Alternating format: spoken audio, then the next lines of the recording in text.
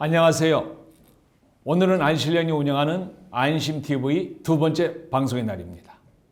안실련에서는 중처법 대응 어떻게 할까? 국내 최고의 전문가를 모시고 여러분들 궁금증을 시원하게 풀어드리는 방송을 하고 있습니다. 오늘 진행을 맡은 율천의 중대재해센터의 박영만 우리 센터장님 모셨습니다. 안녕하십니까. 율천의 박영만입니다. 자, 오늘은 Q&A 중심으로 진행을 하겠습니다. 먼저 그동안 사전 접수를 통해서 올라온 내용 중에 관심도가 높은 내용 먼저 시작을 하겠습니다. 사업장 외부에서 업무 수행 중에 중대산업재해가 발생을 하면 어떻게 되나요? 예, 정부의 그 해설서에 따르면은 실질적으로 지배 운영하는 장소, 그러니까 사업주나 법인, 기관이 실질적으로 지배 운영 관리하는 사업 또는 사업장이 아닌 경우라 하더라도 시설 장비, 장소 등에 대해서 도급인 등이 실질적으로 지배 운영 관리하는 책임이 있는 경우에는 현장에서 작업하는 종사자에 대해서 안전보건 확보 의무를 부담한다라고 지금 해설을 하고 있습니다. 여기서 이제 실질적으로 지배 운영 관리하는 어떤 시설, 장비, 장소와 관련해서 실질적인 지배 운영 관리의 개념이 무엇이냐, 이게 지금 해석상 문제가 될 수 있는데요. 이 실질적인 지배와 관련해서 정부에서는 해당 장소 등의 유해 위험 요인을 인지, 파악해서 유해 위험 요인 제거 등을 통해서 위험을 통제할 수 있는 경우를 의미한다라고 하고 있습니다. 원칙적으로 사업장 내부라면은 사업주가 또 법인의 경영 책임자가 그 현장을 실질적으로 지배 관리하기 때문에 그 현장의 모든 유해 위험 등을 이제 통제할 수 있다라고 볼 수가 있는데, 과연 사업장 밖에서도 이런 영향력, 이런 힘이 실질적으로 작용을 하느냐에 따라서 사업장 밖에서도 이런 유해 위험 요인을 통제할 수 있는 능력이나 권한이 있다면은 그 현장도 그 사업주가 지정 제공하는 장소 또한 실질적으로 지배 관리하는 장소가 되어서 의무 범위에 이제 포함이 된다라고 해석을 하고 있습니다. 이 경우에 수급인의 작업하는 장소, 실질적으로 어떤 장소에서 작업을 하는가, 이제 도급인의 종사자뿐만 아니라 도급인이 종사자가 도급인 사업장 밖에서 작업을 할 뿐만 아니라 도급인 사업장 외부에서 이제 도급인의 근로자가 아닌 수급인, 협력업체의 근로자가 작업하는 경우도 당연히 도급인이 그 현장을 실질적으로 지배 운영 관리한다라고 하면 책임보험 범위에 포함이 될 것이고, 이러한 장소는 그 수급인이 작업하는 장소가 설사 수급인이 뭐 소유하는 장소가 아니라 혹은 수급인이 소유를 하더라도 도급인이 직접적으로 그 작업을 관리를 한다면, 내지는 수급인이 제3자로부터 아니면 도급인이 제3자로부터 임차해서 시설을 임차해서 사용하는 경우에도 그 현장을 도급인이 실질적으로 지배 운영 관리한다면은 도급인의 책임 범위에 들어가게 됩니다. 따라서 뭐 계약 형식을 어떤 형식이든 임대든 뭐 도급 용역을 불구하고 도급인이 그 위험원에 대해서 직접적으로 지배 관리하는 영향력, 권한, 능력이 있다면은 실질적으로 그 계약은 도급 계약으로서 도급인이 협력업체, 수급업체 종사자들의 안전 보건을 확보해야 되는 범위에 포함되는 것으로 보면 되겠습니다.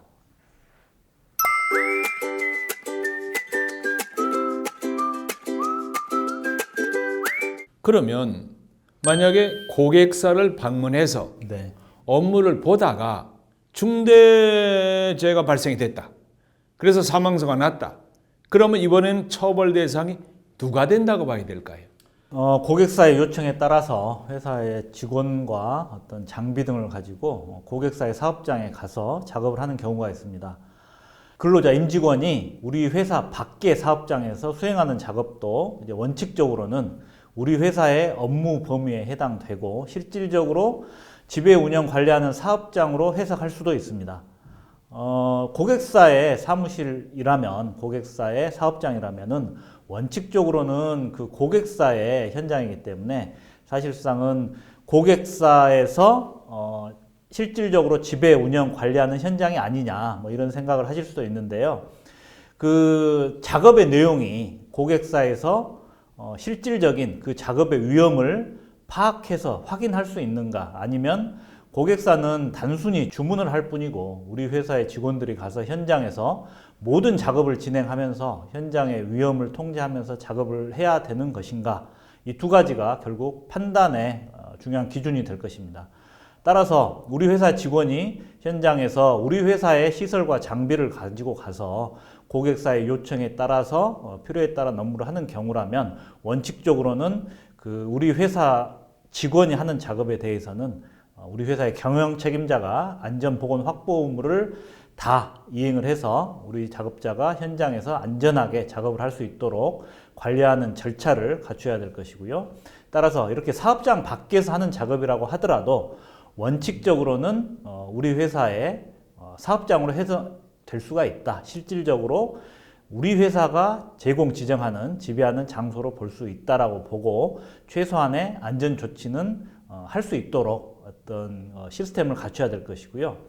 이제 다만 한 가지, 산업안전보건법에서는 현장의 시설에 대해서 관리 주체가 누구이냐에 따라서도 어떤 발주자 책임이냐 도급인 책임이냐를 나누고 있기도 합니다. 따라서 고객사의 경우, 이제 아까 말씀드린 경우는 이제 단순 발주자에 해당하는 경우이기 때문에 우리 회사에서 그 현장의 안전보건 확보 의무 조치를 취해야 되겠지만은, 만약에 고객사가 사실상 도급인으로서 현장을 지배 관리하면서 우리 회사의 직원들에게 대해서 작업 내용이라든가 작업 절차 그리고 안전 조치 등에 대해서 구체적인 지휘 감독을 한다면은, 그때는 고객사가 현장에서 도급인에 해당이 돼서 작업에 대해서 주도권을 가지고 지휘 감독하는 것으로 볼 수 있기 때문에, 그때는 고객사가 도급인이 되고 우리 작업자들은 사실상 그 지휘에 따른 업무만을 이행한다고 볼 수가 있겠습니다. 그때는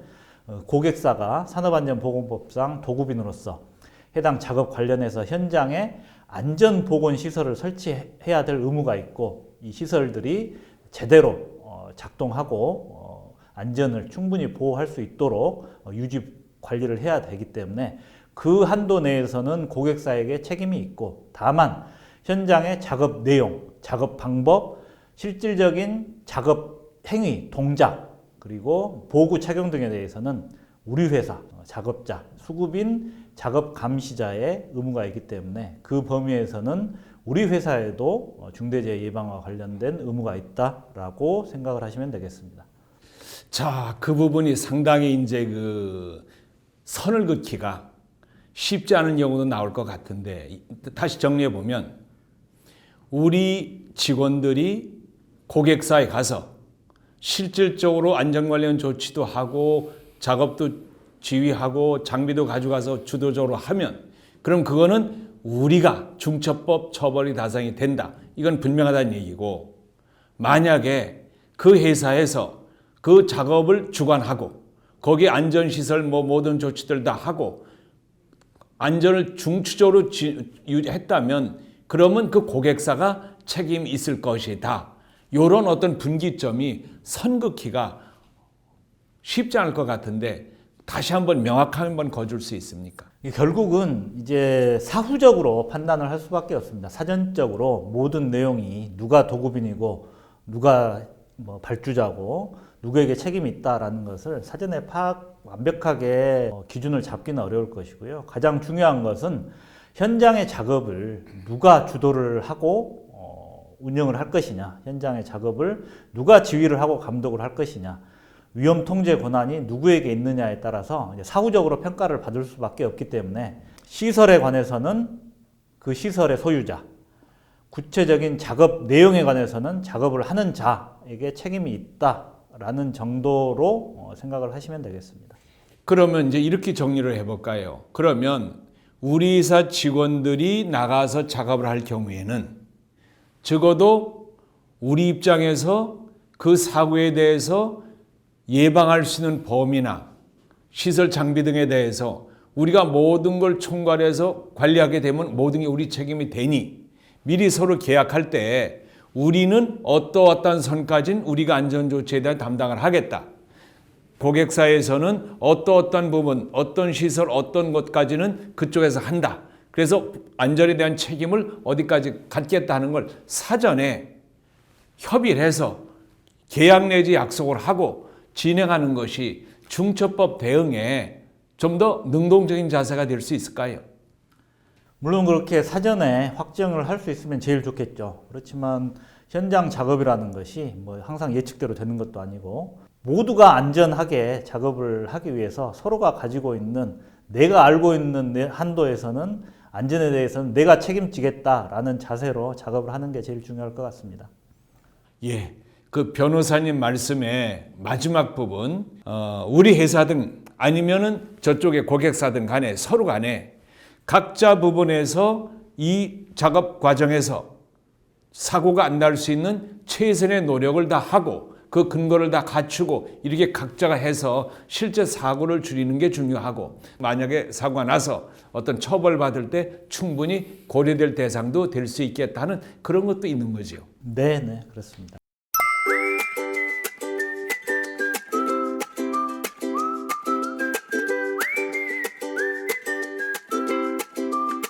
자, 이번에는 흔히 이제 전부터 문제 많이 되는 건데 출퇴근 재해가 이제 중대재해에 들어가는데 이제 예를 들어서 통근 버스가 있고 자차가 있을 것이고 이 케이스가 있거든요. 그래서 그동안도 산업재해 쪽에서도 산안법에서도 이게 많이 언급이 됐던 부분인데 이쪽에 중처법에서도 굉장히 중요한 부분으로들 알고 있더라고요. 이 부분에 대한 설명도 좀 해주시죠. 네, 출퇴근 재해도 이제 중대산업재해에 해당하는가 여기에 대해서도 이제 의문이 있고 또 이제 질문하시는 분들도 계신데요. 우선 출퇴근 재해는 이제 산업재해 보상보험법 상에서 이제 업무상 재해로 인정을 해서 보호를 해주고 있습니다. 기존에는 이제 사업주가 제공한 교통수단, 이제 통근버스처럼 사업주의 지배 관리 하에 있는 교통수단을 통해서 출퇴근하다가 재해를 입었을 때는 이제 업무상 재해로 산재보험법에서 보상을 해줬는데요. 이제 최근에 몇 년 전에 이제 법이 바뀌면서 사업주가 제공한 교통수단이 아니더라도 통상적인 경로와 방법으로 출퇴근하는 경우, 자가용을 이용해서 출퇴근하는 경우라도 그 업무 경로라든가 어떤 그 출퇴근 방법이 뭐 일반적인 직장인이 충분히 할 수 있는 경우라면 자가용을 통해서 출퇴근하다 발생한 어떤 그 사고에 대해서도 이제 업무상 재해로 산재 보상을 해주고 있습니다. 그렇다면 이런 산재 보상을 해주는 업무상 재해라면 그것도 업무와 관련이 있기 때문에 중대재해가 아니냐라는 의문이 있을 수도 있는데요. 우선 자가용은 이 교통수단의 관리라든가 이용권이 사용자가 아닌 근로자 측의 전속적인 권한, 근로자의 판단에 따라서 오늘은 자가용을 타고 어떤 경로를 통해서 어떤 속도로 이동할 것인가가 정해지기 때문에 거기에 대해서까지 사용자 내지 경영 책임자가 지휘 감독을 하기는 어려울 것으로 보입니다. 따라서 원칙적으로 자가용 출퇴근하다가 발생한 재해에 대해서는 산업재해, 산안법상의 산업재해 내지는 중대재해처벌법상의 산업재해로 보기는 힘들 것 같고요. 아주 예외적인 지시에 따라서 운행하는 경우가 아니라면 힘들 것 같고, 다만 이제 통근버스는 경영 책임자, 사업주의 실질적인 지배 운영 관리의 범위에 포함된다면은 이 출퇴근, 통근버스를 통한 출퇴근 재해가 중대산업재해에 해당될 여지가 있습니다. 그렇다면은 어떤 경우에 실질적인 지배 운영 관리가 인정이 되고 통근버스 재해가 중대산업재해가 될 것이냐라는 것은 뭐 여러 가지 기존의 산안법이라든가 이런 산재법에 따른 이제 법리 등을 통해서 좀 해석을 해봐야 될 것 같은데요. 우선 이 작업 장소를 제공하고 지정했는가? 그러니까 이 작업 장소라고 여기서 말하면 이제 통근버스겠죠. 통근버스를 제공하고 지정하고 그 통근버스 운행에 관해서 지배 관리를 했는가라는 것을 좀 판단을 해봐야 될 것 같고요. 두 번째로는 시설 장비에 대한 소유권이나 임차권 혹은 뭐 사실상의 지배력이 있는가 이런 것들을 좀 판단을 해봐야 될 것이고, 세 번째로는 해당 장소의 유해 위험 요인을 인지하고 이를 관리 개선하는 아까 말씀드린 통제 가능한 권한이나 능력이 있는가, 이 세 가지 정도를 가지고 사업주의 실질적인 지배 운영 관리 여부를 판단을 할 수 있을 것 같습니다. 우선 작업 장소의 지정과 관련돼서는 이 통근버스를 타시오라고 이제 지정을 하기 때문에 어느 정도는 이 지정과 관련해서는 사업주의 지배 관리 영역에 혹은 지시가 있었다라고 판단할 여지가 있습니다.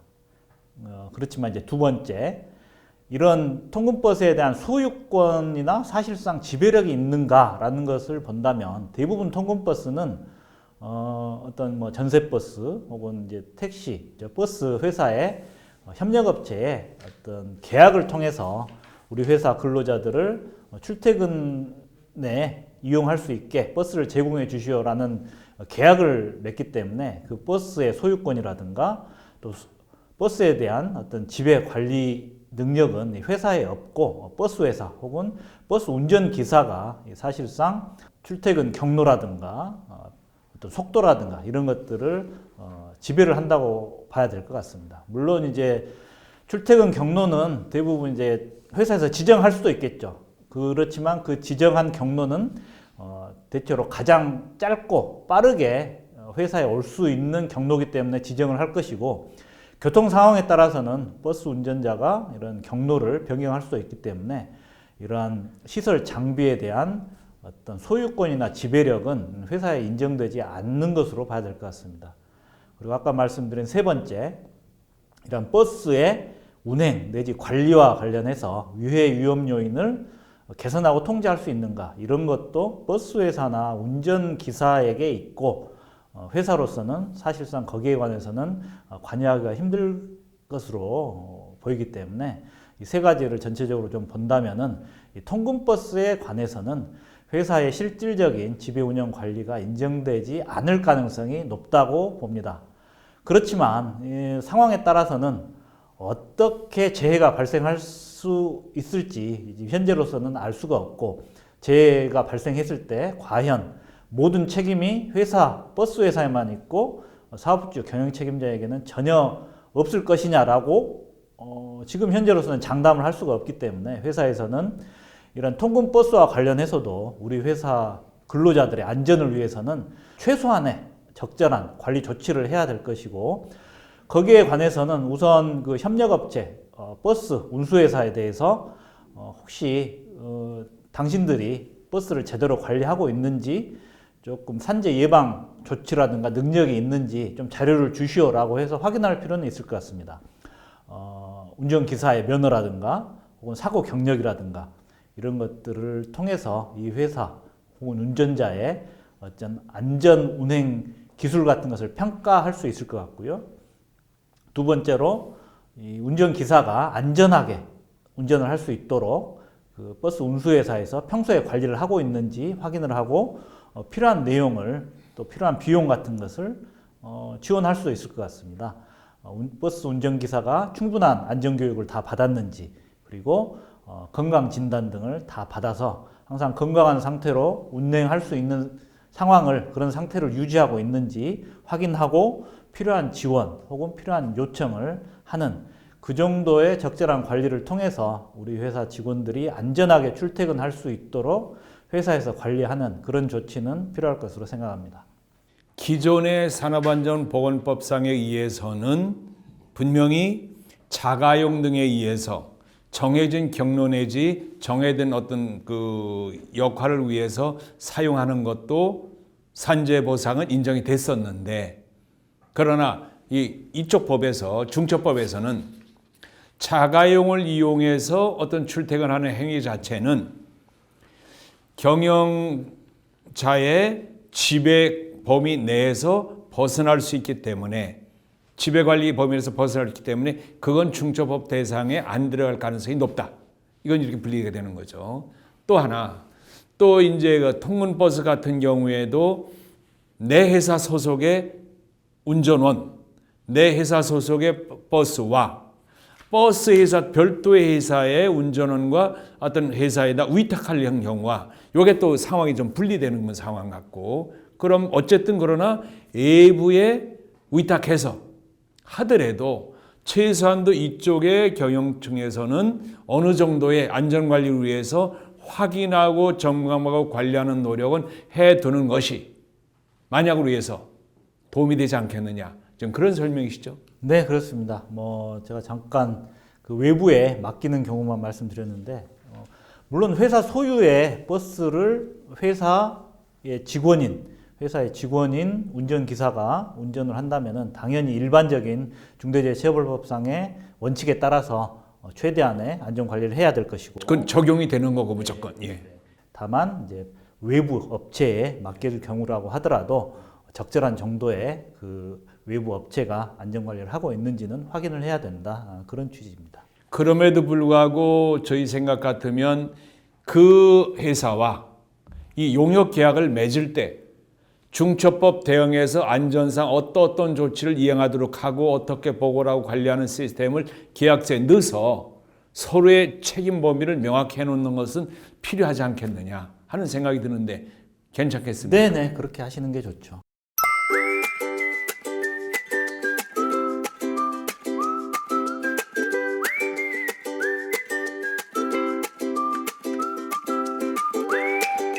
이제 이런 의견들이 있어요.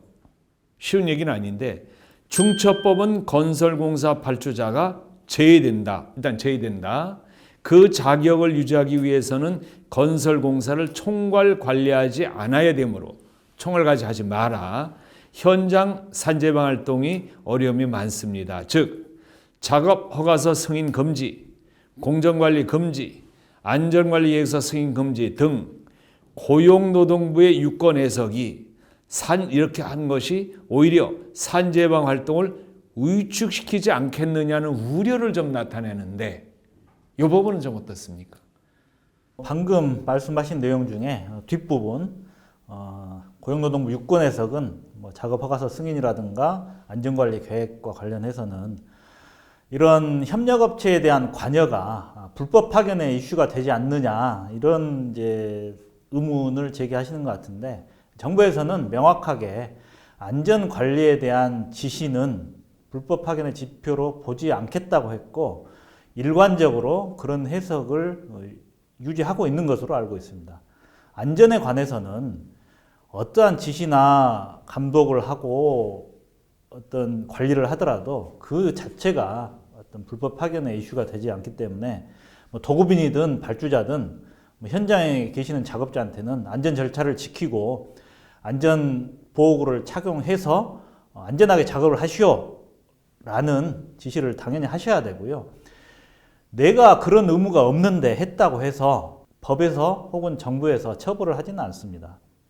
따라서 해야 할 업무 안전에 관해서는 최대한의 관여를 하시는 게 적절하다고 생각을 하고요. 그리고 이제 먼저 말씀하신 건설공사 발주자에 관한 내용입니다.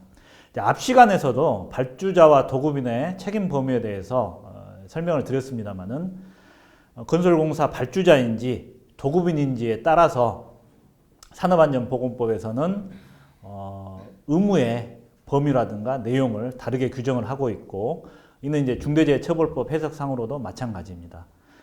현장을 지배 감독하면서 작업을 총괄 관리한다면은 도급인으로서 책임을 지기 때문에 당연히 그때는 산업안전보건법상의 모든 수급인 종사자에 대한 안전관리 조치를 해야 되는데, 내가 발주자인데 혹시 도급인처럼 이렇게 현장 관리를 했다가 나중에 당신 실질적으로 지배 관리했으니 도급인 책임을 지시오 라고 하면 어떻게 하느냐 라는 걱정을 많이 하시는데, 법원이나 수사기관에서는 의무가 없는 자가 안전에 관한 조치를 했다고 해서 이 사람을 도급인으로 보고 처벌하지는 않습니다. 발주자가 도급인처럼 현장을 안전을 관리를 했다면 당연히 사고는 발생하지 않을 것이고, 사고 위험을 줄이기 위해서 최대한의 행위를 했는데 결과만을 가지고 처벌하지는 않습니다. 그건 어떤 법이든 마찬가지입니다. 나에게는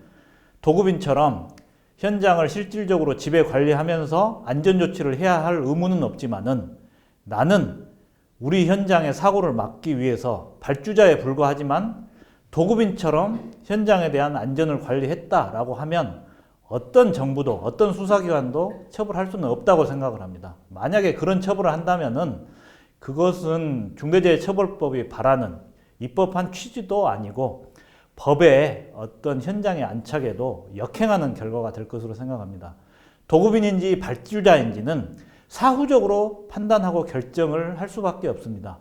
나는 발주자라고 생각을 하지만은 실제 사고 발생과 관련해서는 발주자가 아닌 도급인처럼 현장을 실질적으로 지배 관리했다는 판단을 사후에 받을 수도 있습니다.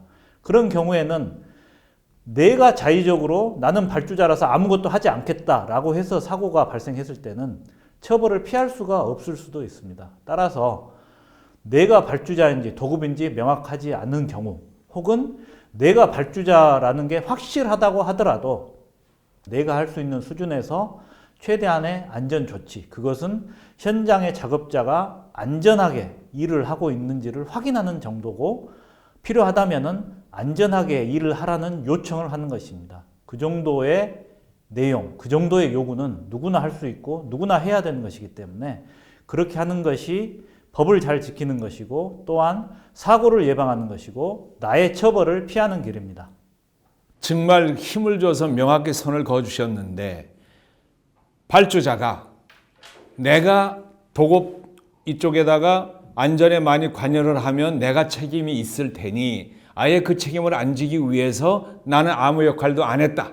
이렇게 하는 것보다 오히려 내가 발주자지만 그래도 이쪽의 도급인들이 사고 예방을 위해서 적정한 노력을 할 수 있도록 가능한 범위 내에서 지원해주고 독려해주는 것은 아무 문제가 없다. 그것도 나중에 법적으로 보면 이 입법 취지에 맞춰서 전혀 관계가 없을 것이라고 판단하시는 것 같고 그렇죠?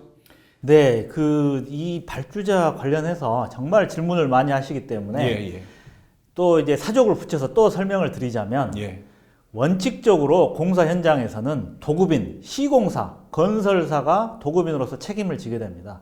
발주자가 책임을 질 경우는 제가 보기에는 거의 없다라고 봅니다. 90%, 95% 이상은 도급인이 원청 시공사가 책임을 지는 경우일 것입니다. 그렇지만은 아까 말씀드렸다시피 사고가 나는 구체적인 상황에서는 발주자라도 도급인처럼 그 사고에 관해서 어떤 원인을 제공했다라고 하면 수사 대상에 올라서 책임을 질 수도 있게 됩니다. 그런 경우를 전혀 없다라고 사전에 확정적으로 어떤 결정적으로 판단을 하고 말씀을 드릴 수 없기 때문에 나는 비록 발주자고 주문자에 불과하고 현장을 잘 모르지만은 최대한 적절한 수준에서 내가 아는 한도에서 필요한 어떤 안전조치에 관한 요구, 시공사가 지켜야 될 안전조치에 관해서 내가 알고 있는 한도 내에서는 그 내용에는 물론 이제 산업안전보건법에 따른 발주자의 의무도 포함이 됩니다.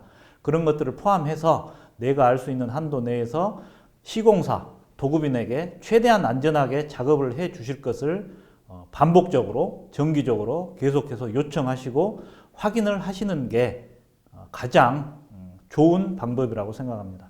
예.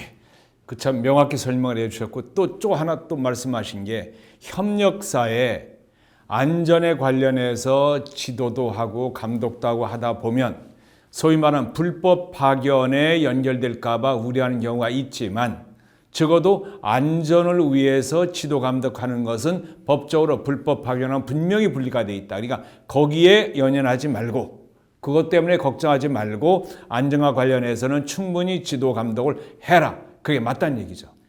예, 불법 파견은 결국 이제 직접 도급 계약을 맺은 경우, 그러니까 시공사, 원청 시공사 내지는 이제 도급인과 수급인과의 관계에서 이제 주로 문제가 되는데요.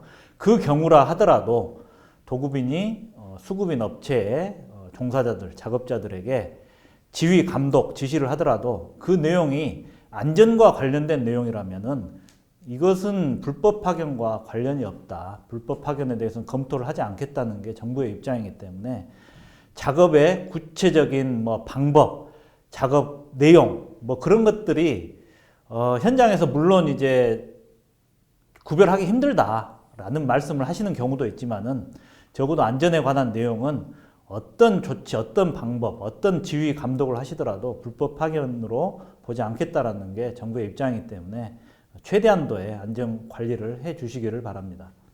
이 변호사님 이거 하시기 좀 전에 고용노동부의 산재 예방 정책 보상 정책국장님을 역임하셨고 3년간 이 업무를 하셨으니까 지금 말씀은 어떻게 보면 상당히 명확한 그런 의견으로 받아들여도 되는 거죠. 예, 그건 이제 제가 알기로 예. 일관적으로 정부의 행정 입법 해석으로 알고 있습니다. 감사합니다.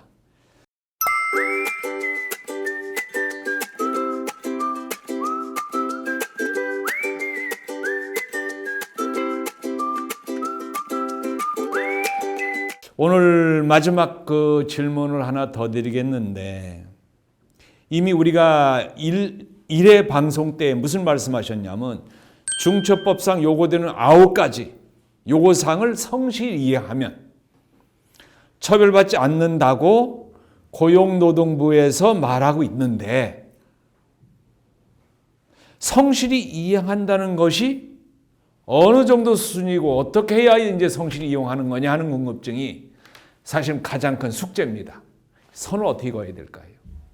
이제 맨 처음에 법률이 만들어졌을 때 이제 불확정 개념이 많다, 너무 포괄적이고 추상적이다 이런 말씀들을 많이 하셨는데 법은 당연히 성실히 이행을 하는 것을 전제로 하고 있습니다. 법적 의무 사항은 당연히 성실히 이행을 하는 것이고요. 이 성실히 이행한다는 것은 나의 수준에서 내가 아는 일반적인 법을 지켜야 될 준수자가 이행해야 되는 수준을 말합니다. 노동부, 정부에서도 회사의 상황에 맞지 않는 회사의 규모라든가 회사의 인력 수준에 맞지 않는 불가능한 것까지 요구를 하는 것이 아니다.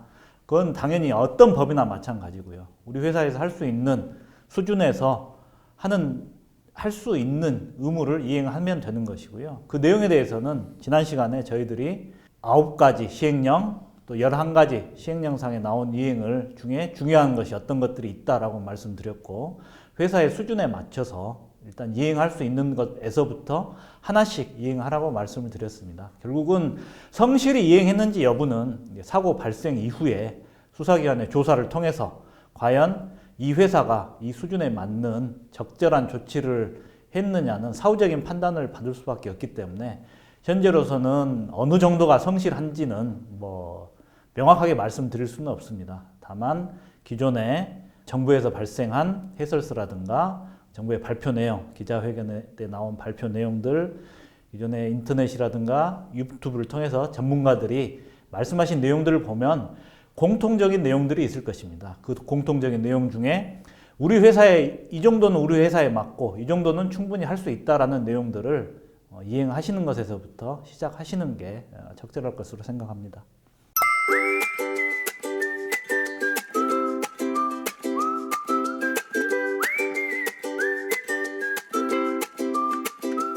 오늘 설명 감사하고요. 우선 이 질문에 대해서는 다음 주 금요일 날 10시부터 진행되는 1시간 진행되는 고용노동부 중대재해감독과장인 강검윤 과장이 출연하면 다시 한번 확인하겠습니다. 그래서 정부가 이 부분에 대해서 좀 명확한 언급을 해 주셔야 좀 더 우리 현장에서 준비하는 데 도움이 될 것 같고 사실은 현장에서는 구체적인 어떤 그 지침을 많이 달라고 하지만 정부 입장에서는 포괄적인 어떤 방향을 제시하기 때문에 이 부분은 다시 한번 다루는 걸로 하고 많은 시청을 바라겠습니다. 오늘 장시간 도와주셨는데 감사합니다. 이걸로 마치겠습니다. 감사합니다.